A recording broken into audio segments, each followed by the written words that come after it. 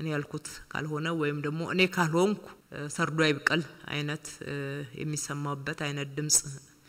እና ሁኔታዎች ያጋጥሙናልና በዚህ ብዙ ዋጋ ከፍለናል ይበቃል ሁሉም ወደ ሰላማዊ መንገድ እንዲመጣ እንፈልጋለን በየጊዜው ጥሪ እየተደረገ ነው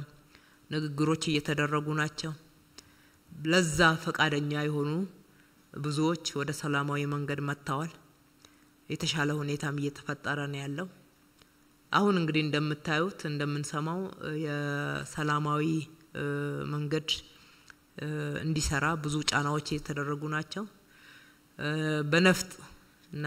በጦርነት ብዙ የሚሳካ ነገር አለመኖሩ ወደ ድምዳሜ እየተደረሰው ወደ ማመን እየተደረሰ ይመጣ ይመስላል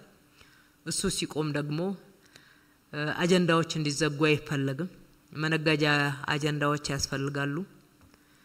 ሰላማዊ መንገድ መርጠው ነው ማለት አይደለም ግን ነገር ግን በነፍጥ የፈለጉትን አላማ ማሳካት እንደማይችሉ ሲያውቁ ህዝብን ቅር የሚያሰኙ ህዝብ የኑሮ ጫና የፈጠሩበትን ሁኔታዎች በመውሰድ ህዝባዊ አመጽ ጥሪ ሲደረግ እንሰማለን ይሄንን ሁላችንም ለነነቃ ይገባል